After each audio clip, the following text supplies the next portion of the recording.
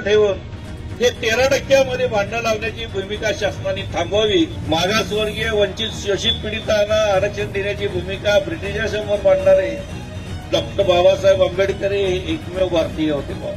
85% लोकांनी विरोध केला असताना सुद्धा महाराष्ट्र सरकार जर उपवर्गीकरण अबकडे करत असेल तर याला कडाडून विरोध करण्यासाठी तुमचा सर्वांचा मोठा भाऊ म्हणून बौद्ध समाज पुढे आहे. या देशातील, या राज्यातील ते शोषित, वंचित, गरीब, मागासवर्गीय, भटक्या, विमुक्त जाती जमाती, अल्पसंख्याक अशा बांधवांना, समुदायाला रिझर्वेशन आरक्षण देण्याची भूमिका भारतीय संविधानामध्ये डॉक्टर बाबासाहेब आंबेडकरांनी घेतली. 5 लाख कानुयांनी, त्याच्यामध्ये महार होते, त्याच्यामध्ये चांभार होते, त्याच्यामध्ये मांग होते, अशा सर्वांची आर्थिक प्रगती बाबासाहेबांच्या धर्मांतरामुळे झाली, बाबासाहेबांनी दिलेल्या आरक्षणामुळे झाली. सर्वोच्च न्यायालयाने 1 ऑगस्ट 2024 रोजी दिलेल्या निर्णयाच्या विरोधात या ठिकाणी महाराष्ट्र राज्यातील अनुसूचित जातीच्या 59 जातीमध्ये उपवर्गीकरणच्या नावाखाली अबकड असे विभाग पाडून या 59 जातीमध्ये भांडण लावण्याच्या भूमिकेचा, घेतलेल्या निर्णयाचा या ठिकाणी मी निषेध करतोय. हा निषेध करत असताना बांधवांनो, डॉक्टर बाबासाहेब आंबेडकरांनी भारतीय संविधान लिहित असताना, जे संविधान लिहिण्यासाठी डॉक्टर बाबासाहेब आंबेडकरांना 2 वर्ष 11 महिने आणि 17 दिवस लागले, त्या संविधानामध्ये समूहाला आरक्षण देण्याची भूमिका बाबासाहेबांनी घेतली.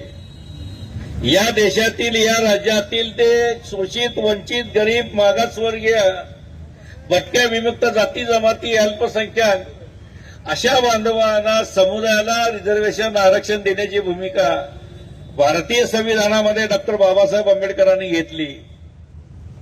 आणि या उल्लेख झाल्याप्रमाणे हे सर्वप्रथम त्या काळामध्ये ब्रिटिशांचं राज्य असल्यामुळे पहिल्या आणि दुसऱ्या गोलमेज परिषदेमध्ये ही भूमिका बाबासाहेबांनी मांडली.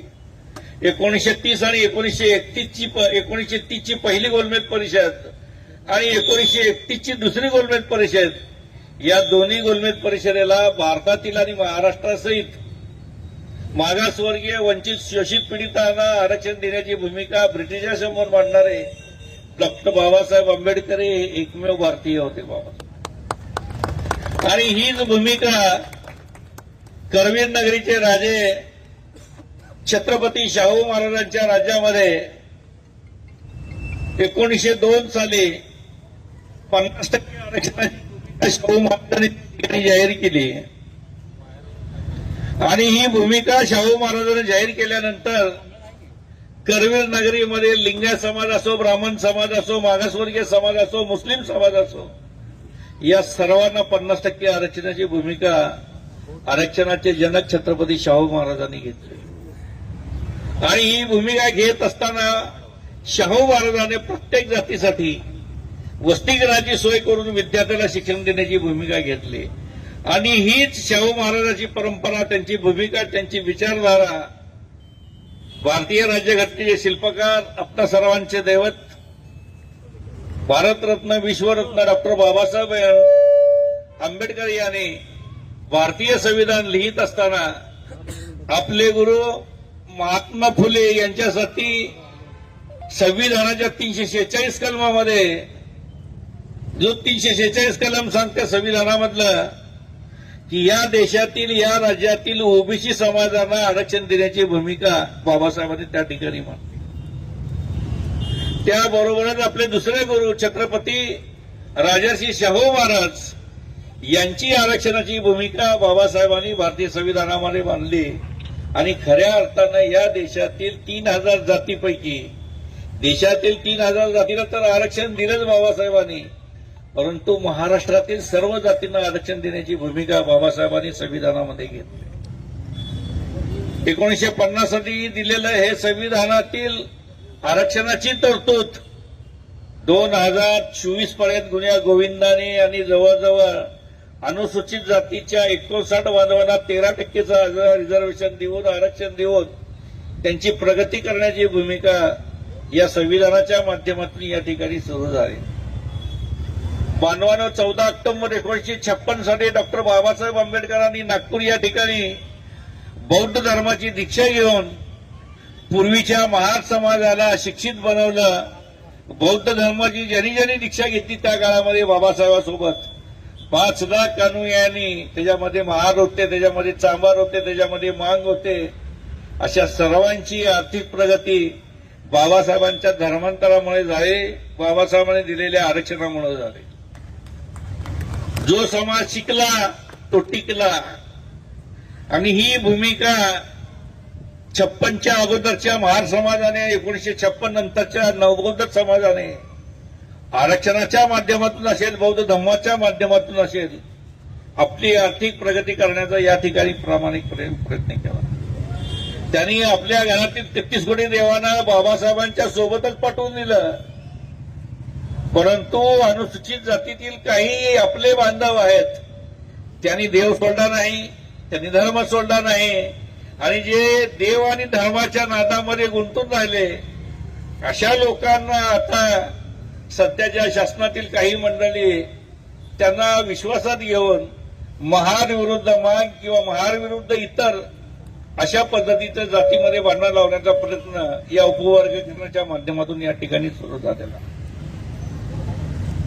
आम्ही संख्येने मोठे 2011ची जातीय जनगणना बघितली तर आमचं 84,02,011च्या संख्येमध्ये बौद्धाची लोकसंख्या आहे आणि जवळजवळ 6.5% आरक्षण आम्हाला त्या जनगणनेनुसार मिळतंय.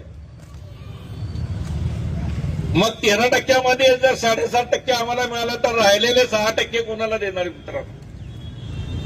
58 जातीला मिळेल का? मग कुणाला 0.5, कुणाला 0.2, कुणाला 0.3 अशा पद्धतीचं वर्गीकरण राहिलेल्या 6% होत आहे. म्हणून आपल्या सर्वात मोठा बांधव म्हणून ज्यांच्यावर संविधान संरक्षणाची जबाबदारी बाबासाहेबांनी दिली, अशा 56च्या अगोदरचा महाराणाती 56 नंतरचा बौद्धांनी हे सर्व 59 जातीला एकत्र ठेवून हे 13% भांडण लावण्याची भूमिका शासनाने थांबवावी अशा पद्धतीच्या विनंतीवर निवेदन या निदर्शने, मोर्चे, धरणे, आंदोलनाच्या माध्यमातून आम्ही महाराष्ट्र शासनाला करीत आहोत. बांधवांनो, खरी सुरुवात झाली बार्टीपासून. डॉक्टर बाबासाहेब आंबेडकर शैक्षणिक आणि संशोधन संस्था बार्टी या संस्थेच्या माध्यमातून बौद्धांचं शिक्षणाचं प्रमाण वाढलं, बौद्ध पीएचडी धारक वाढले, एका घरात 10 वाढले. हे महाराष्ट्राच्या माजी उपमुख्यमंत्र्यालाही सहन झालं नाही. आणि मग सर्व सवलती, सर्व फायदा बार्टीच्या माध्यमातून मागासवर्गीयामध्ये फक्त बौद्ध घेतात अशा पद्धतीच्या अफवा इंदिरा आसवरे नावाच्या मातंग केली. आणि त्याला सपोर्ट म्हणून त्यावेळेस बार्टीचे जे संचालक होते सुनील वारे, या दोघांनी मिळून खऱ्या अर्थानं बार्टीचा सत्यानाश करण्याची भूमिका या ठिकाणी घेतली. बार्टीमधून महाज्योती निघाली बाजूला, जी ओबीसी बांधवासाठी आहे. बार्टीमधून सारथीसारखी संस्था निर्माण झाली, ती मराठा बांधवासाठी आहे. आणि बार्टीमधून आता अण्णाभाऊ साठेंच्या नावाखाली निघालेली आरटी संस्था ही मातंग एससी मधून त्याला फोडण्याची भूमिका या 2 अधिकाऱ्यांनी या ठिकाणी घेतली. आणि हे दोन्ही अधिकारी संघाचे अधिकारी असल्याचं या ठिकाणी आविर्भावामध्ये त्यांनी या बार्टीचा सत्यानाश केला, मागासवर्गीय भांडण लावण्याची भूमिका घेतली. आणि ही या बार्टीचा चुकीचा अहवाल माजी न्यायमूर्ती अनंत ब्रदर यांच्या अध्यक्षतेखाली समिती नेमली की समितीमध्ये सदस्य कोण आहे हेच कोणाला माहिती नाही महाराष्ट्रामध्ये.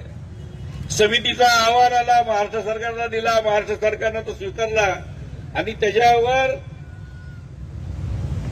ऑब्जेक्शन घ्या, त्याच्यावर तुमचं भूमिका मांडा अशा पद्धतीचं मुख्यमंत्र्यांनी महाराष्ट्र सरकारनं जाहीर केलं. डॉक्टर बाबासाहेब आंबेडकर यांचा जयंतीचा कार्यकाळ होता. 14 एप्रिल ते 21 एप्रिल 7 दिवसाची मुदत दिली आणि तुम्ही त्याच्यामध्ये तुमचा ऑब्जेक्शन नोंदवा अशा पद्धतीची जाहीर विनंती केली. बांधवांनो, तुमच्या माहितीसाठी सांगतो, या अनंत ब्रदर्स समितीचा जो अहवाल आलेला आहे त्या अहवालाला राज्यातील 59 जातीपैकी जवळजवळ 85% लोकांनी त्याला विरोध केलेला आहे. पण आता हे 85% लोकांनी विरोध केला असताना सुद्धा महाराष्ट्र सरकार जर उपवर्गीकरण अबकडं करत असेल तर याला कडाडून विरोध करण्यासाठी तुमचा सर्वांचा मोठा भाऊ म्हणून बौद्ध समाज पुढे आहे. हे डॉक्टर बाबासाहेब आंबेडकरांच्या संविधानाच्या विरोधात भूमिका हे सरकार घेते, हे जनतेला पटवण्यासाठी आम्ही संपूर्ण अनुसूचित जातीतील 59 जातीचे बांधव एकच आहोत. थोरला भाऊ जरी आम्ही असेल तर थोरल्या भावाबरोबर सर्व भावंडाला एकत्र ठेवण्याची जबाबदारी ही फुले शाहू आंबेडकरांची विचारधारा मानणाऱ्या बाबासाहेबांच्या रक्ताचं नातं असणाऱ्या बौद्ध समाजाने स्वीकारलेलं आहे. बांधवांनो, खरं तर आमचा विरोध करण्याची भूमिकाच नाही. लोकसंख्येवर दिलं तर सर्वात जास्त आम्हालाच मिळते, जनगणनेनुसार दिलं तर आम्हालाच मिळते, मग आम्ही भांडण कशासाठी करायचं. परंतु या जातीतील राहिलेले उर्वरित 59 जाती एकत्र राहाव्यात, या एकत्र 59 जातीचं आरक्षण कायम राहावं यासाठी रिपब्लिकन पक्षाचे राष्ट्रीय नेते रामदासजी आठवले यांच्या नेतृत्वाखाली संपूर्ण महाराष्ट्रामध्ये उद्या 27 जुलैला, जो 27 जुलै हा आपल्या अस्मितेचा दिवस आहे, या दिवशी मराठवाडा विद्यापीठाला डॉक्टर बाबासाहेब आंबेडकरांचं नाव देण्याचा ठराव विधिमंडळामध्ये पास झाला. त्या ठरावाची तारीख 27 जुलै आहे. या 27 जुलै संपूर्ण महाराष्ट्रामध्ये होतं, परंतु सोलापूरमध्ये उद्या दुसरा मोर्चा निघतोय. एकाच जातीच्या एकाच प्रश्नावर दुसरा मोर्चा निघू दे, ही भूमिका आम्ही घेतली, त्याला विरोध होता कामा नये. म्हणून रिपब्लिकन पक्षाने आज आठवले गटाच्या वतीने शहर जिल्हा सोलापूरच्या वतीनं या ठिकाणी भव्य प्रमाणात निदर्शने आपण आयोजित केली. या निदर्शनाला आपण सर्वजण उपस्थित राहिला त्याबद्दल आपली भूमिका महाराष्ट्र शासनानं निषेध करून अबकाटा रद्द करण्याची भूमिका या माध्यमातून आपण घेत आहोत. येणाऱ्या काळामध्ये शासनानं अधिक प्रयत्न केला तर हे अबकाटा उधळून लावण्यासाठी रिपब्लिकन पक्ष रस्त्यावर उतरेल असा आवाहन या निमित्ताने करतोय. आणि या ठिकाणी मी थांबतो.